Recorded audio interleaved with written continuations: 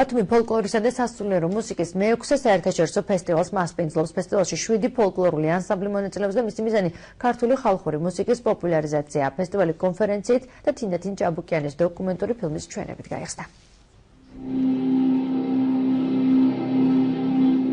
ფილმის ჩვენების შემდეგ სცენა ფესტივალის მონაწილეებს დაეთმო.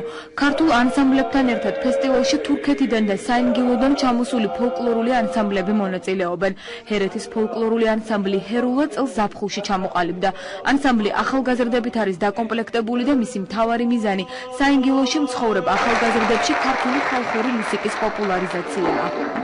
ბიჭების უმრავლესობამ ვერ შეძლო ჩამოსვლა, მაგრამ ჩვენ მაინც მოახერხეთ და ერთი პროექტი ჩამოვიტანეთ, რომელიც მიმდინარეობს ქართული ხალხური სიმღერის ურმულისა და ერთ-ერთი ჰერელი პოეტის, ახალგაზრდა პოეტის ლექსის სინთეზის საფუძველზე.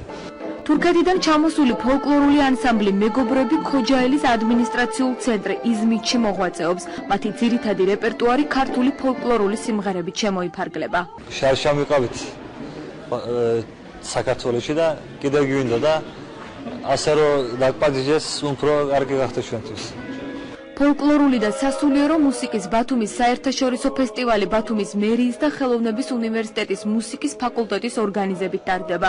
როგორც ორგანიზატორები ამბობენ, ფესტივალის მთავარი მიზანი ავთენტური ფოლკლორის პოპულარიზაცია და ქართული ხალხური სიმღერების ტრადიციული მანერით შესრულებაა.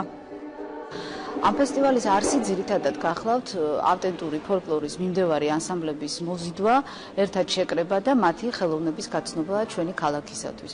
სხვათა შორის მე ვიტყოდი, რომ ასეთი ანსამბლების ერთად მოსმენა არის ძალიან დიდი ფუფუნება და მე ძალიან დიდი იმედი მაქვს, რომ ჩვენი მსმენელი ამის მადლიერი დარჩება.